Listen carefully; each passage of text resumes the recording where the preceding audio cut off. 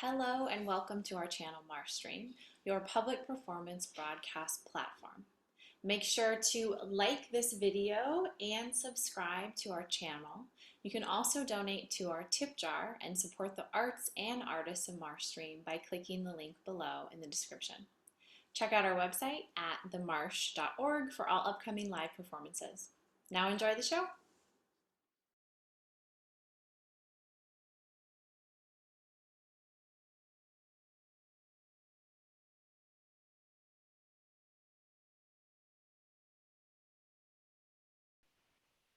Hi, welcome. Thanks for coming to the Marsh tonight.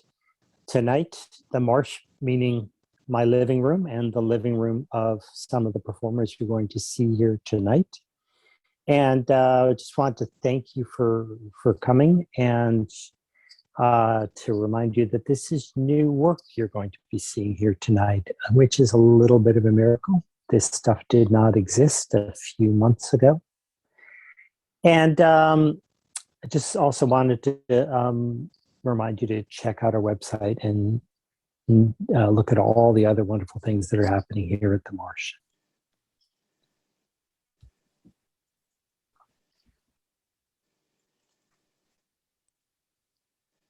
Oh, God. Sandy, what am I going to do?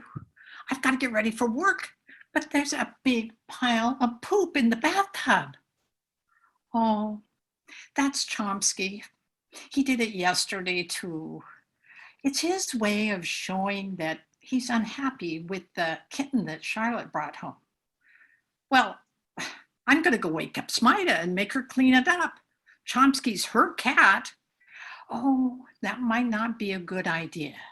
Yesterday, when Charlotte went to tell Smida about the poop, Brandon, Smida's new boyfriend, just went off on her. He made Charlotte cry, yelling that the poop was her problem because she brought home another cat without getting the approval of the whole commune. But Brandon doesn't even live here. And now he does. He flunked out of his pre-med course at UC Berkeley, and he got kicked out of his dorm for doing drugs. Oh, well, I guess I'll go clean up the poop. Sandy, were we crazy to move in here? You can't beat the prize. Let's give it a couple more weeks and see. You know, things change fast around here. Yeah? Okay. For work, I have to drive from our commune in San Francisco to the Tanforan Shopping Center in San Bruno. It takes 45 minutes, and today I barely make it on time. Santa is already in his seat. I go over and check his makeup and beard, better than usual. And how's St. Nick today? Oh, fuck off. Well, that's not very jolly. I go ahead and fluff up his beard and move his belt buckle to the middle because it's part of my job. All right, Ronnie, you're set to go. It's Ronald, not Ronnie. I already told you that. Touchy, touchy. Fortunately, there aren't any early bird families in line for a photo, so nobody heard Santa tell me to fuck off. I put film in the camera and set out the order forms. Though Santa isn't jolly, he's functional. Some cute 7-year-old twins, boys, 7 years old, come in and they climb onto Santa's lap together. It takes a couple of minutes to get them to smile at the same time and show their missing front teeth. By the time I get everything just right, Santa is going, wind it up. Ronald is not what I expected. Like, who would you expect to apply for a job as Santa? Some middle-aged guy, right? Or maybe an old guy. Probably somebody who loves kids. No, Ronald hates kids, and he's 23. At least that's what he told me. I don't believe everything he says anymore. He's kind of inconsistent. Here's a picture of me and Ronald. Not bad, eh? I mean, the composition. It's pretty well framed for not having anyone behind the camera. I just sat down on Ronald's lap and he pushed the backup photo button with his foot. By the way, I told Ronald to put his hand on my leg. I thought that plus the long cigarette holders would make the picture risque. Elfin, Mischief. I'm older than Santa, if he is 23, like he said. I'm 25. My skirt is incredibly short, isn't it? But it's not that much shorter than what everybody's wearing. It's 1971. Skirts are short and hair is long. It's 1 o'clock, time for our lunch break. I'm starving and I'm dying for a cigarette. I hang up the sign that says, Santa has gone to feed his reindeer. He'll be back at 1:30. And I'm just pulling the chain across the entrance to the photo booth when a woman blocks me with her stroller. Excuse me, Santa's just getting ready to leave. He'll be back at 1:30. Surely you have time for one photo. She pushes right past me and takes her kid out of the stroller. The kid, about 1 year old, starts to cry, but that doesn't stop this mother from carrying him straight over to Santa. What a stupid thing to do. I rush over, but too late. Just as I get there, the woman jams her kicking, screaming child into Santa's lap.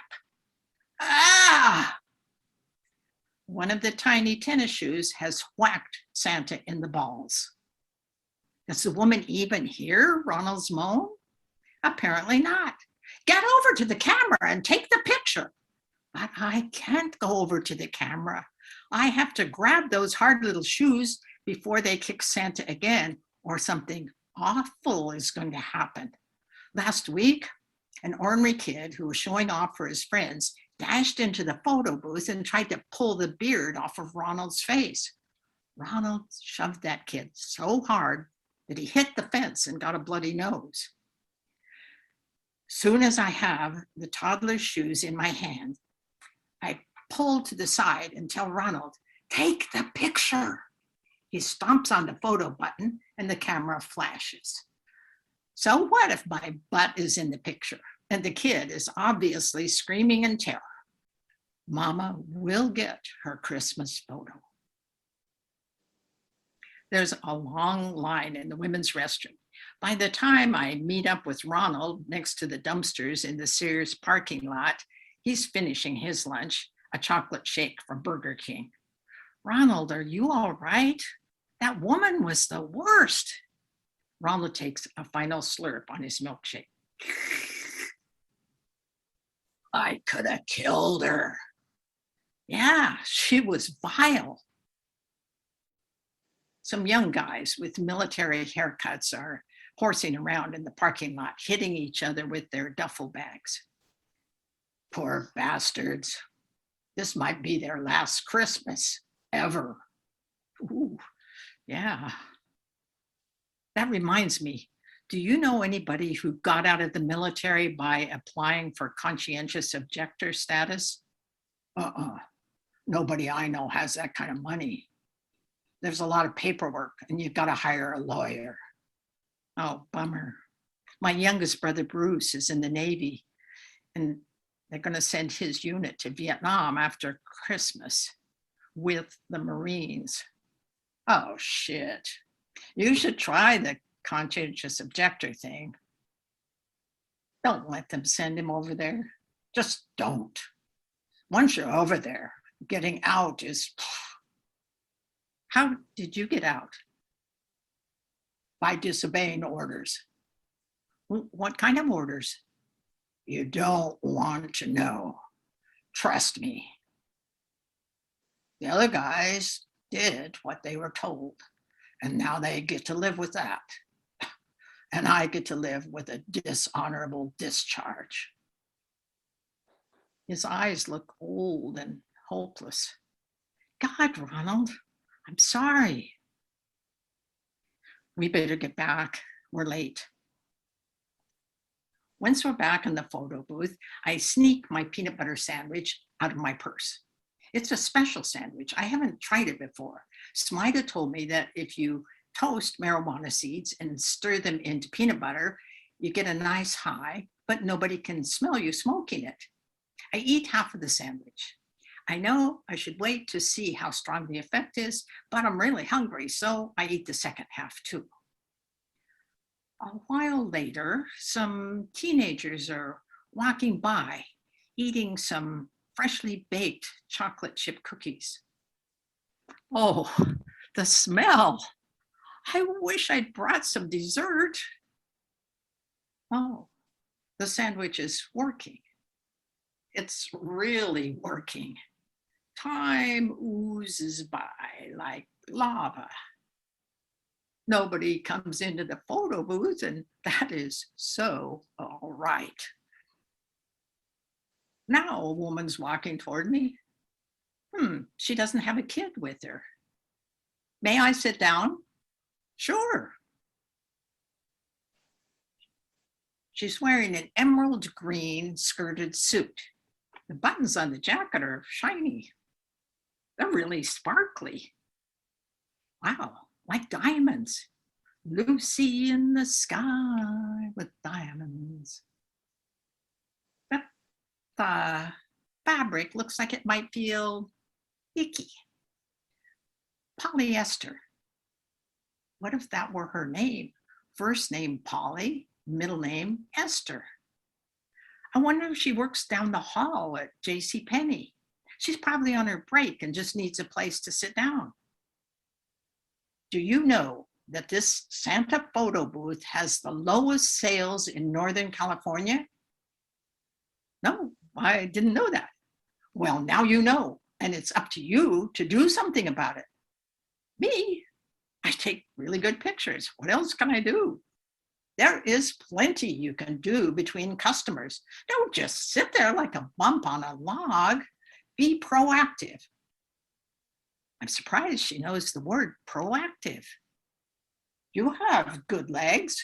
Go out there and show them off. Interact with the shoppers, especially the dads. If a dad is alone with his kids, slip your arm through his and lead them over to the photo booth. What? I try to picture myself charging out into the mall in my super short elf costume and slipping my arm through the arm of a passing dad. Besides, what dads? There aren't any dads alone with their kids at the mall. What's she talking about? Who is she anyway? She's not from JCPenney. Oh, she must be from the Santa photo franchise. So what you're saying is I should go out into the mall and sell myself? Exactly. You can think of it as selling your elf. Now, I'm coming back here early next week, and I want to find you on your feet, bringing in customers. Got it? Yeah, I got it. She leaves. At the end of our shift, a few hours later, the effect of the peanut butter sandwich has worn off. I wish the polyester woman had not come. If she hadn't, I could have kept working here for another 10 days, even with the commute and Ronald's bad moods. But now, after what that woman told me to do, no, it's not going to happen.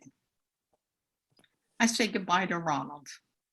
I deposit the day's checks and cash at the B of A and send off the exposed film and the order blanks, order forms at the post office. Then I drive to the Tempco Temporary Employment Agency. My employment counselor, Midge, comes over, sorting a handful of checks as she walks. Midge is a perky, petite gal with dark curly hair. Her skirt is as short as mine. Oh, look at you. That elf outfit is adorable. She hands me my check. I put it in my purse and zip it up. Amid, I just got some bad news. There's trouble back home in Colorado, and I've got to go back there and take care of some things. You mean after Christmas, right? No, actually, I have to leave tomorrow. You can't. Today is the 15th. It's only 10 days till Christmas. Now, these family things happen when they happen. Oh, this is terrible. I don't know what I'm going to do. I hope you find someone good right away. When I get home to the commune, I go straight into my room. I take off the elf costume and bury it in the back of my closet. I peel off my pantyhose and throw them into the wastebasket. I put on my favorite worn-out Levi's and a soft flannel shirt. Out in the living room, everybody's crowded around the long dining table, eating brown rice and broccoli. I tell them the story of my encounter with the Santa photo supervisor. And so I quit. Richard says, "Whoa, Jan, you overreacted. You could have just shined her on and kept that cushy job for 10 days. No, I couldn't. Ah, come on. We are all whoring for the man. What? Face it. If you're working for the establishment, you are a prostitute. What's that even mean, Richard? It means, Jan, that you've got to lighten up. Here, this'll help. No, thanks. I go back into my bedroom. It was originally the dining room, but now Sandy and I share it, and we each pay $25 a month for rent. Sandy's visiting her cousin in Redwood City tonight, so I can't talk things through with her. Did I overreact? And am I a bad person for letting Midge down? You know, it really doesn't matter. There are some orders you just don't obey. Like Ronald. When I can't think about it anymore, I go to sleep.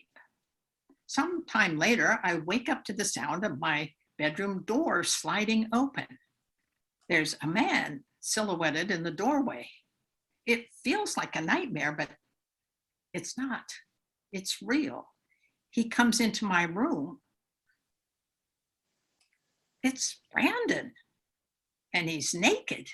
Brandon, what are you doing in here? He just swings his head from side to side like a wounded bull. Where's Smida? I'm going to go get her. He blocks the doorway. No, she's no use. Listen, just listen. My father. He sits down on my bed. Did I mention that he's naked? My father is going to kill me when he finds out what happened at school. Brandon, you can talk about this with somebody tomorrow. No, now. I hear someone rustling around in the kitchen. Good, my chance. Brandon, give me your hand. Here's what you're going to do. Go to bed now and get some sleep, because tomorrow you're going to go to the academic counseling office at UC Berkeley. It won't do any good. It will. You're going to fill out a petition for reinstatement, and they're going to give you another chance. But everything is going to be fine. He lives here. The next morning, Chomsky has done it again, but this time I don't clean it up. I put on my jeans and hurry to Wells Fargo to cash my paycheck before Midge can put a stop payment on it. 40 hours at $1.68 per hour, minimum wage, $67.20, and after withholding, $63.55. Gas money, enough to drive to Colorado and back. I think I will go home for Christmas. Sandy will probably want to go too. And when we come back, we'll get new jobs and find an apartment. Yeah. But in the meantime, I have to take showers and I'm through with cleaning that bathtub. Where did I see that? In the magic shop on Clement Street, the one with all the gag gifts in the window. I stopped by there on the way home. When I get home to the commune, it's almost noon. People are sprawled around the living room, hungover and stoned over, drinking coffee. Smida is sitting on the sofa, and Brandon is lying next to her with his head in her lap. Smida, I found something of yours in the bathroom. Catch. That plastic pile of poop cost $3.99, but what a payoff. Watching Brandon go, ah! And Smida go, whoa!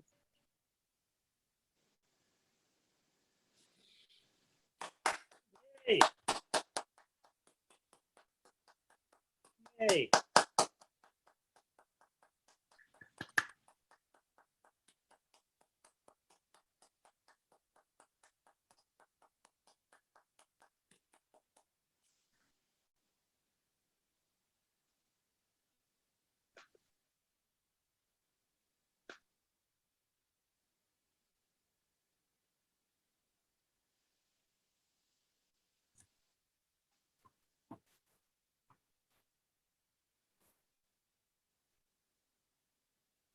There was a time, a long time ago, when I was a dancer.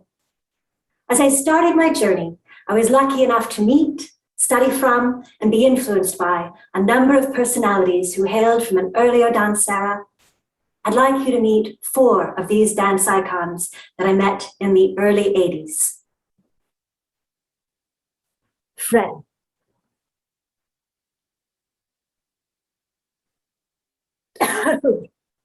I've been dancing all my life. Why, when I was 4, my parents took me to see a production of Peter Pan, and as soon as I got home, I hopped on the bed and tried to fly. Oh dear, I didn't succeed, but I still knew I wanted to be in theatre, and that was it. One must always give it everything one has. I saw a recording of Gaieté Parisienne from when I was in Ballet Russe de Monte Carlo. It was lively. We would perform it night after night. But we did not let our energy flag. You just have to keep going. You know, I've been so lucky. I've always had a keen memory, so I was put in charge of reconstructing those old ballets. And those ballets, the drama. The audience has to feel the story of what they're seeing. A lot of dancers can do the movement, but it is so important to convey the character and story in order to bring the audience with you. I have seen productions put on by New York City Ballet and elsewhere that seem to have completely lost the intent that had been in the piece. For example, Balanchine's Nightwalker used to be a dark, dramatic, surreal ballet. Heavens! A poet is at a party. He falls in love with a young woman who, for some reason, is sleepwalking in the middle of the party. She turns out to be the housewife that he has stuffed away in some garret. The host then gets so jealous of the poet, he kills him in the middle of the party. It has everything. Love, passion, murder, not to mention a bit of unspoken mystery. Yet, I see it performed as an almost abstract piece. The surreal sets have disappeared and were treated as some pretty ballroom dancing. It's not a ballroom piece. It's a dark, dramatic, surreal ballet. George, what happened? It's really lost something. We need to get all that back. When I used to tour with the Ballet Russe, audiences would be waiting at the docks for us to get off the ship. They were excited to see us. Oh, I suppose the fact we're getting off a ship suggests a few years have gone by. But we were exciting, and not because I had pretty feet. Oh, no. We were trying to stay in shape while on a ship. I mean, ship shape is not good shape. We were trying to take class while in the middle of an ocean. We weren't on some huge cruise ship. You could feel the ocean rock. It would go one way and then the other. It would go up and down again. You didn't know where to put somebody down from a lift, where the floor would be. It was impossible. But as soon as we docked, we were whisked straight away to the theatre to rehearse and perform. We would somehow still give a show. There is this brilliant teacher, Mary Day, who carefully trains and polishes her dancers to a shiny sheen. Many become quite famous. She does tend to focus a bit on those details. She is a focused teacher. We were going to work together to co-direct the Washington Ballet, but she really wanted the company to stay more school-oriented, focus on their technique, make the company an extension of the school. I really just wanted to get the dancers out there performing, make a national company out of the dancers we had. We just couldn't see eye to eye.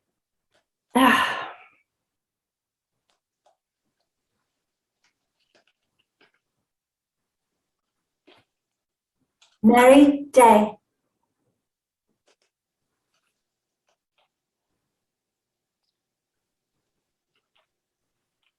And 1 and 2 and 3 and 4 and 1 and 2 and 3 and 4. Lean back a little before the tombe. Have that moment of hesitation. Yes, that's nicer. Now, right.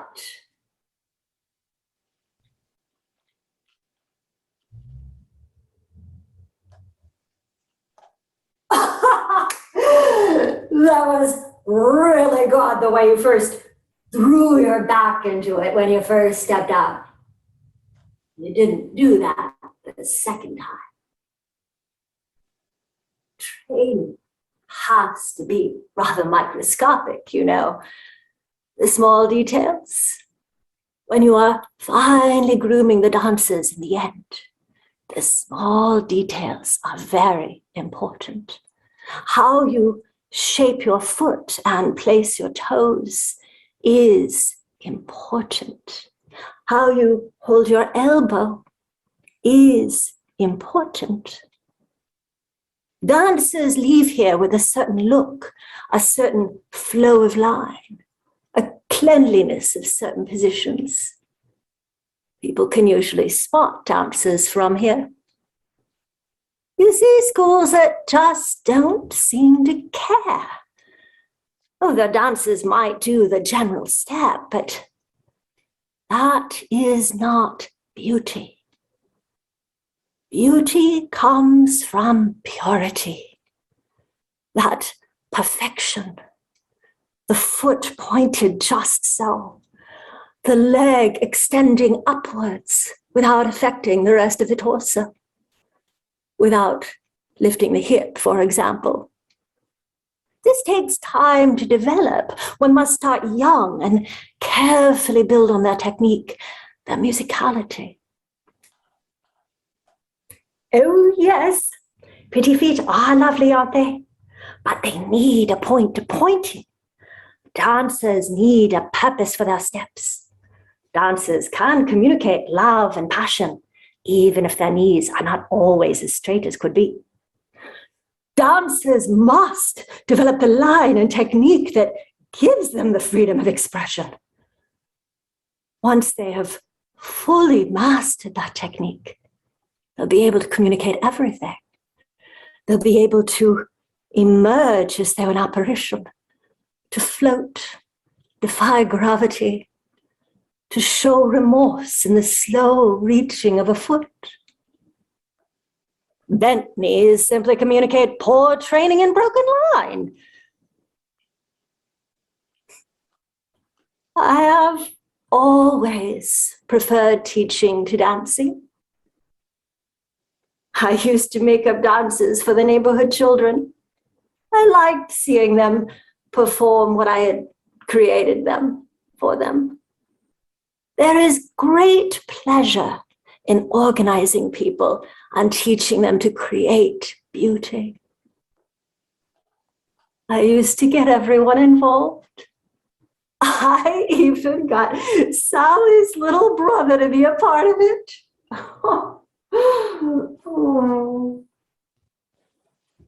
And 1, and 2, and 3, and 4, and 1, and 2, and 3. Elizabeth, drop your hip, dear. You keep lifting it. It's not one of those things, it's negotiable. One must teach proper comportment as well.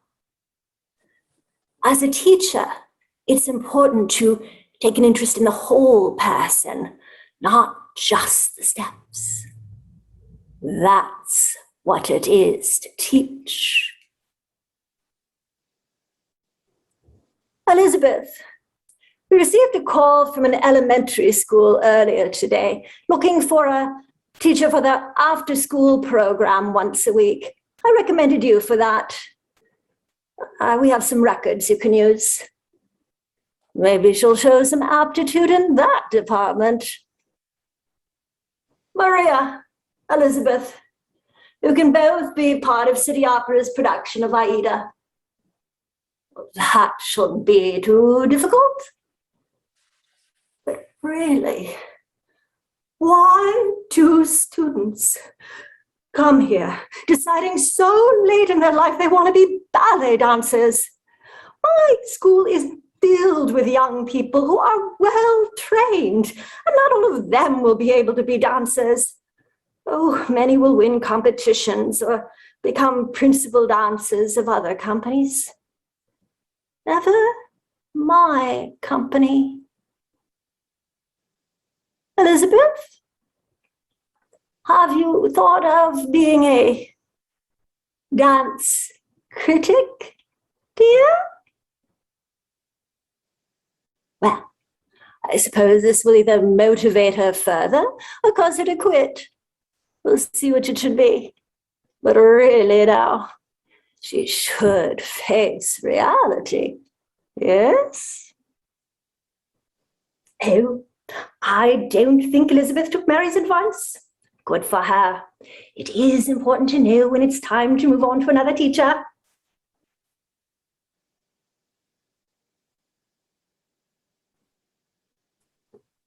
Madame Darvash.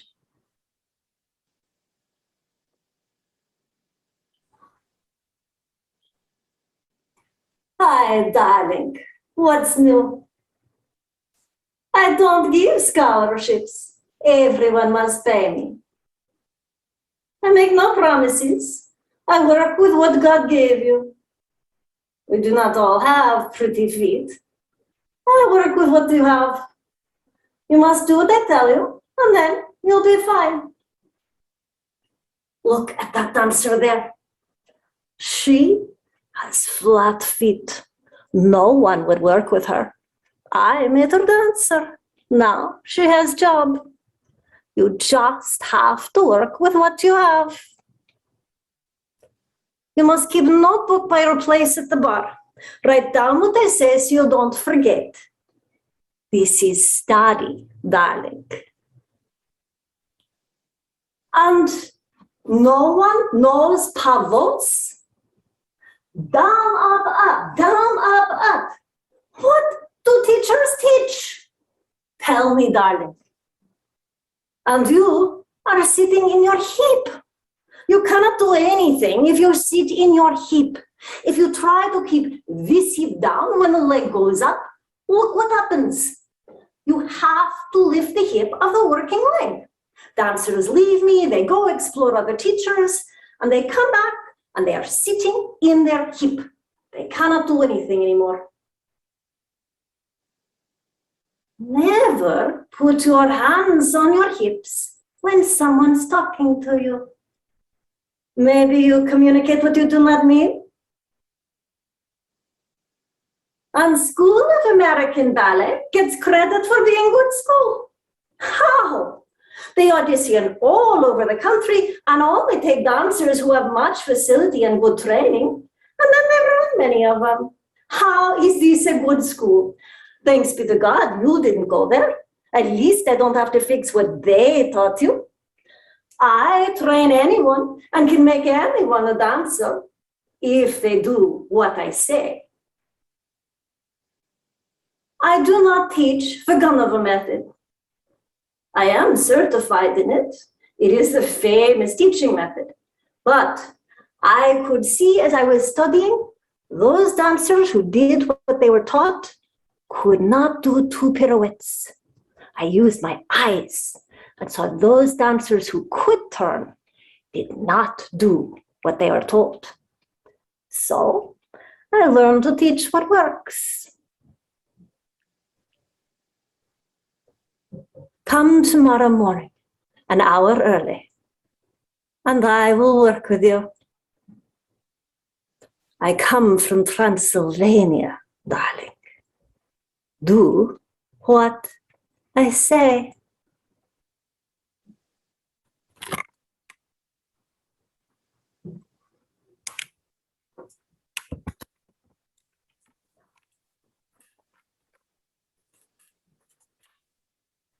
Vladimir Dokudovsky.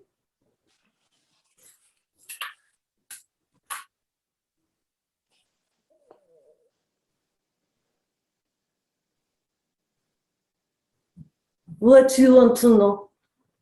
What is there to say? Just dance is all. I had good career. Touring with Ballet Russe, Gaieté, Grad Ball. Now, teaching.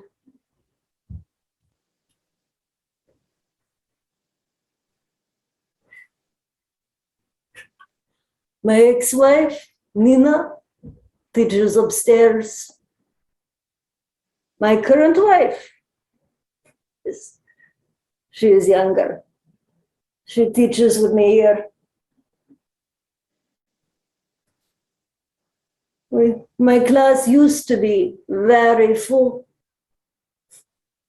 Now,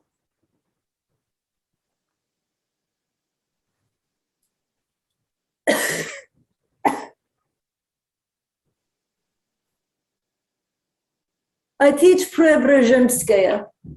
Is what I know. He works. Dancers now. Just do. Don't ask so many questions. Don't think so much.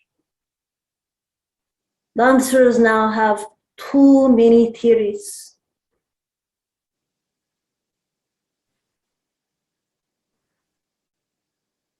Did I answer your question? Good. We start 4 grand pliés in each position. First, second, third, fourth, fifth, balance. Ready? 1.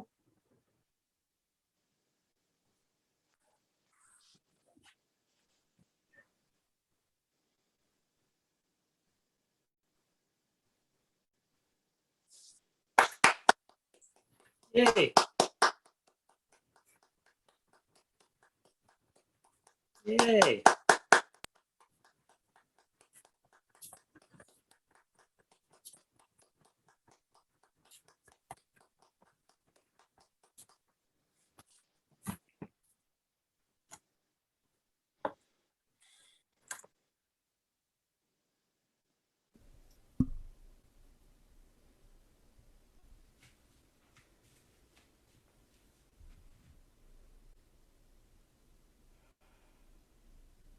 Good morning, Daddy.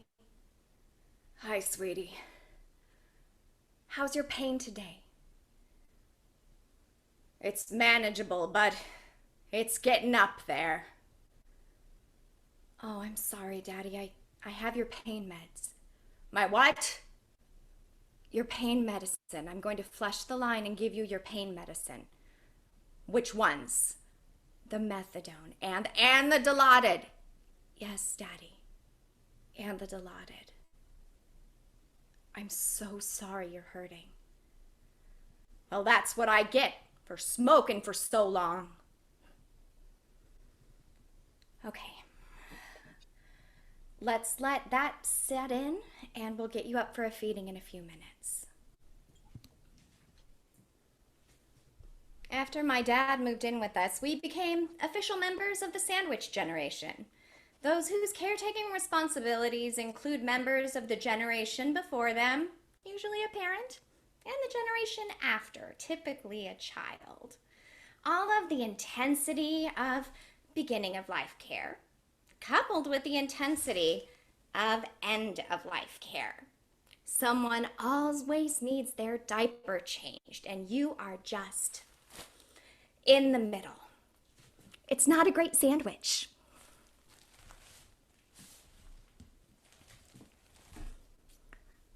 Mommy, are you died?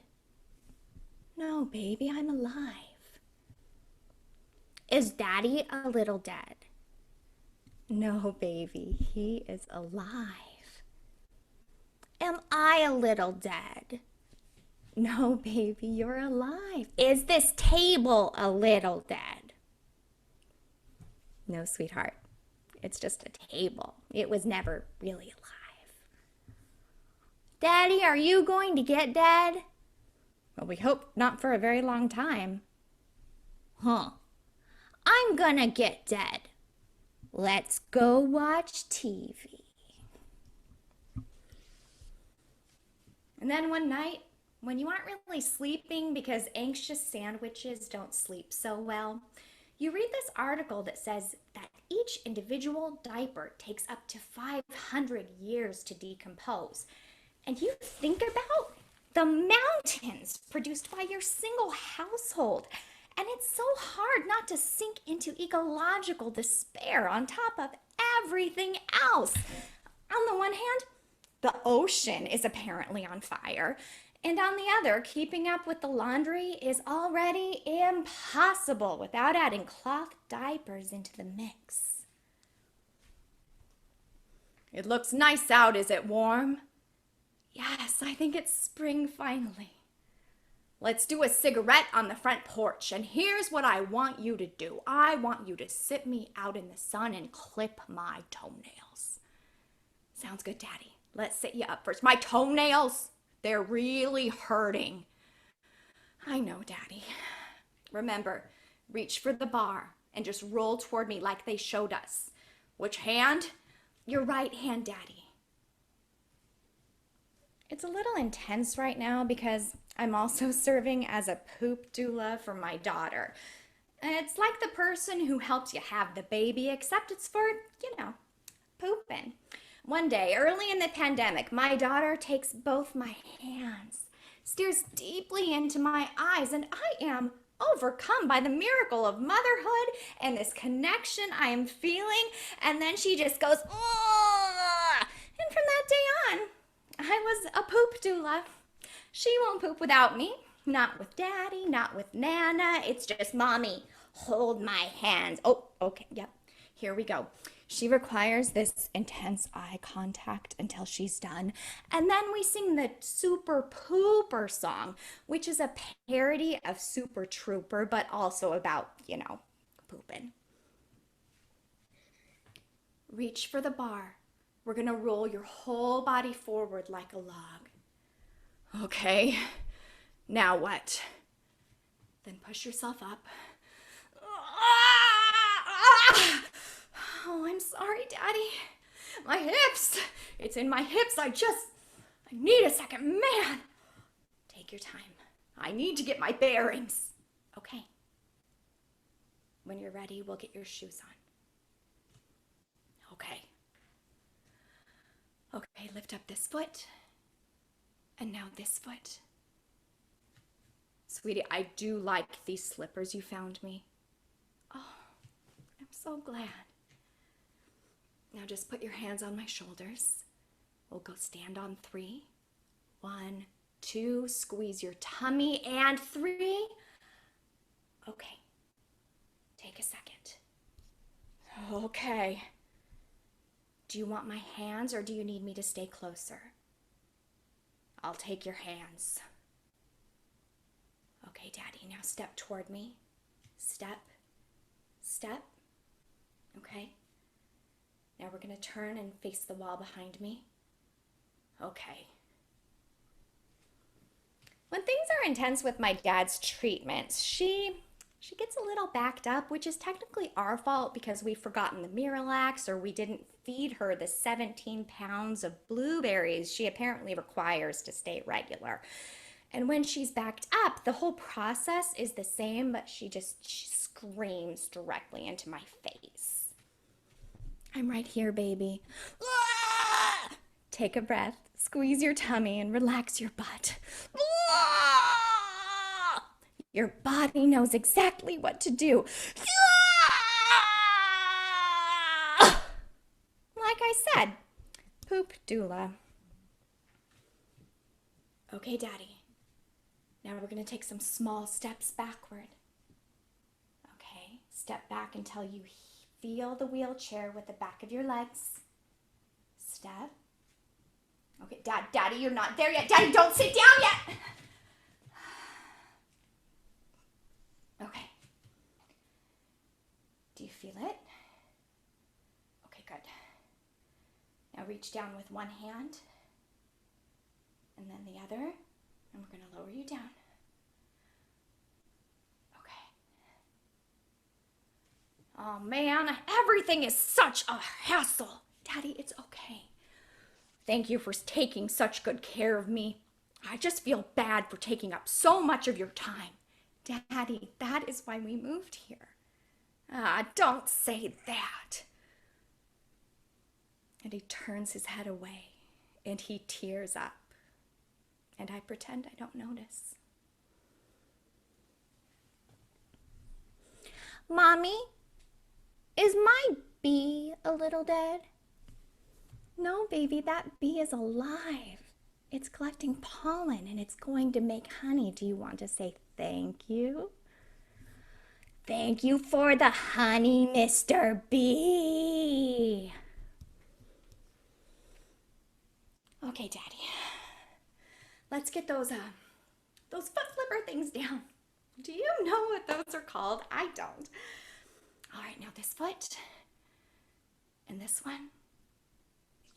Okay, now listen, I want you to go into the closet. On the top shelf on the right, there's a carton of cigarettes. I want you to open it, get one pack out, and bring it out with us. Okay, Daddy, but you have an almost full pack outside. I just don't want to run out. Okay, here it is. Ah, man, where the hell's my cell phone? Daddy, I have it, and your lighter. Okay, let's go. So I push him out on the porch. We wheel up next to the table. I stop where I always do. Stop! Okay, perfect. Okay, Daddy. I'm gonna go inside and get the clippers.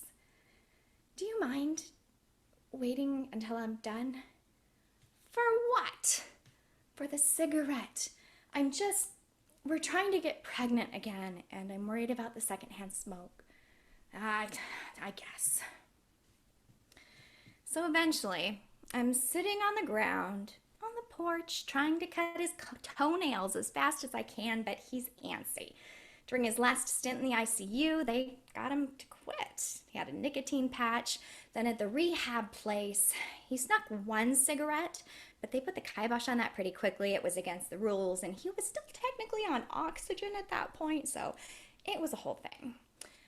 But then we got home, and it was like he wanted to make up for lost time. He just smoked like his life depended on it. And since they put the feeding tube in his belly, it was really the one pleasure he had left. It didn't feel right to hassle him about it.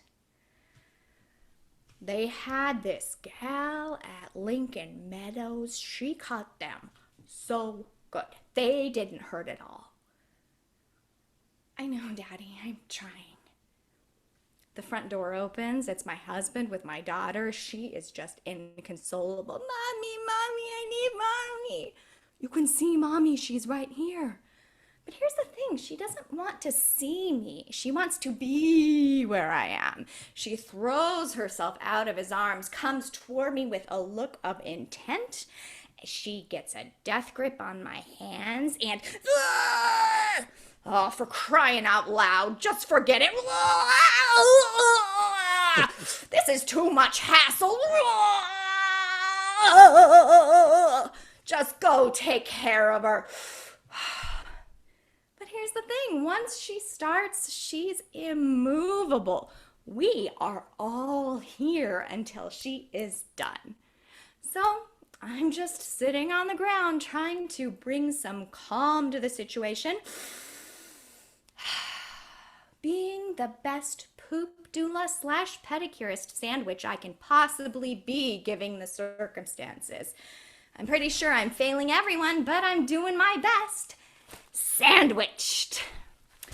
'Cause she's a super pooper, Roxy made a poo-poo. It's not number one poo-poo. Poo-poo when poo-poo time is done. Poo-poo, poo-poo, then we get to have some fun. I thought it would be different. I mean, I thought we would have coffee on the back deck every morning.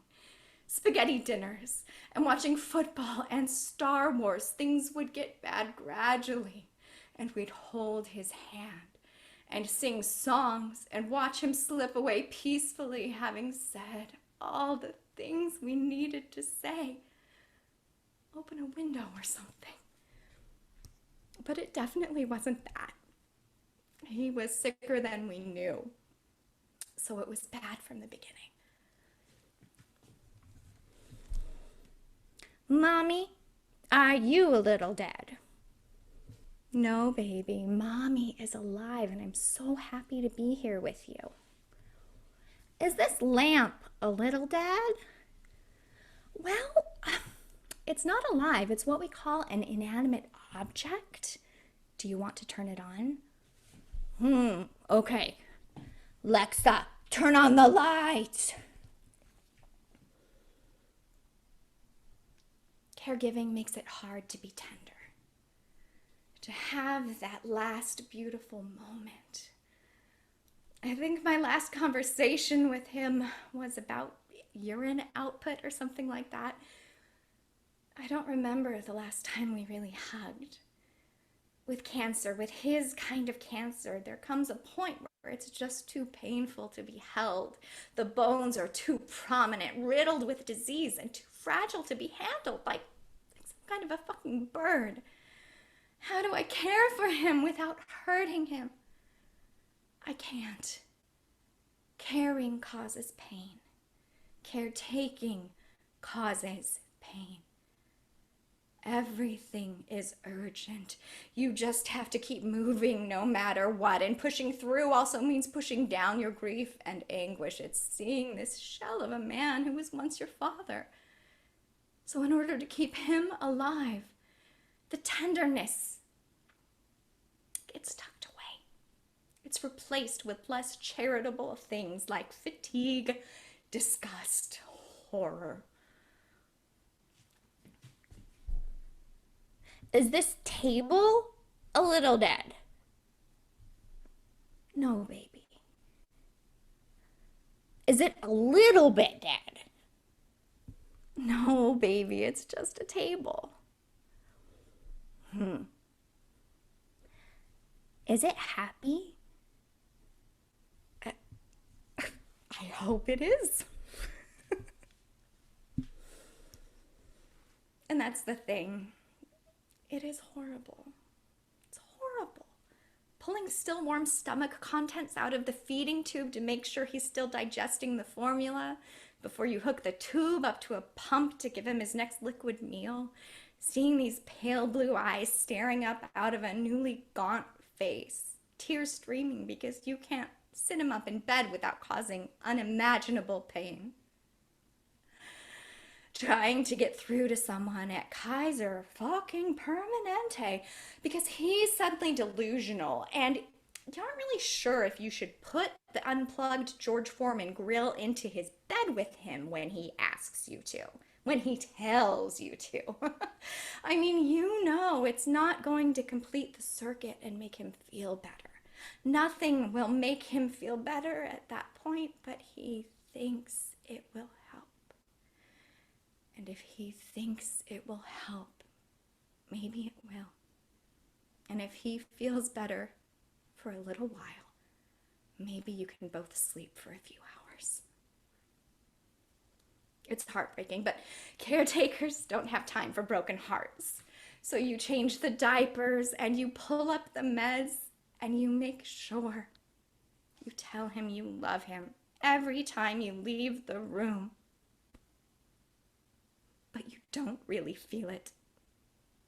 Not in the moment. Mommy, are you going to get dead? Well, someday, but we hope not for a very long time.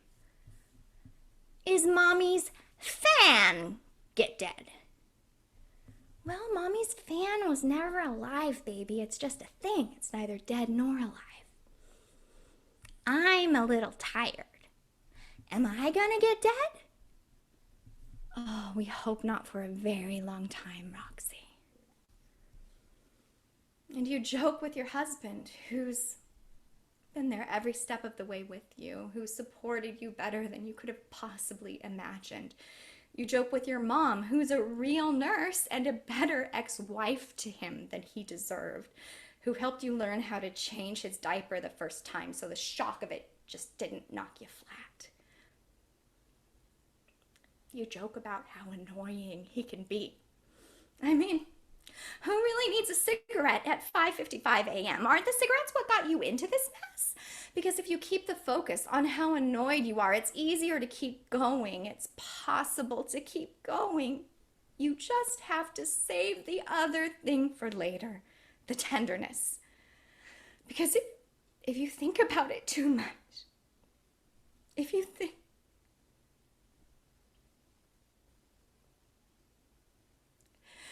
and then one morning, it just stops. You wake up at 9:30 a.m. and you realize you haven't heard from him yet. And that's when you kind of know. So you grab your red mug, you let yourself have 2 sips of coffee. And you open his door.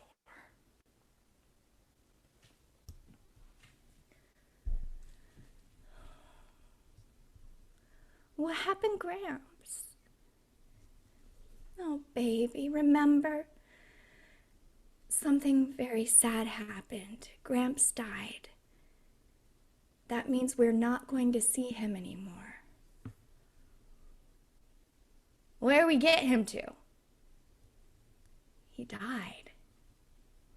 But where Gramps goed? I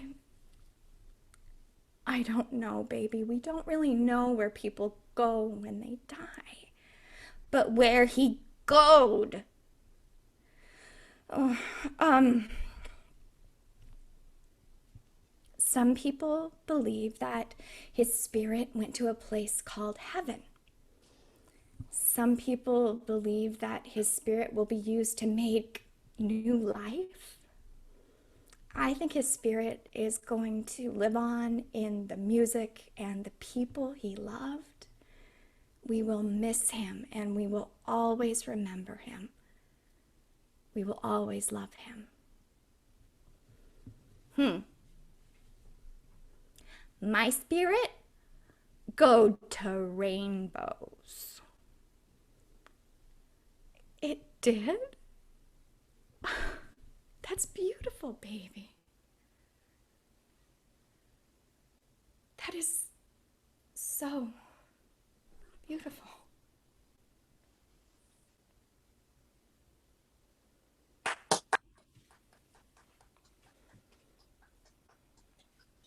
Yay.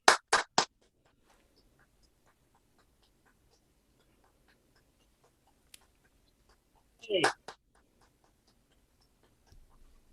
And thank you very much for coming and seeing our performance tonight. And thanks to the performers. Be sure and check out the website, see what else is playing. Good night, everybody.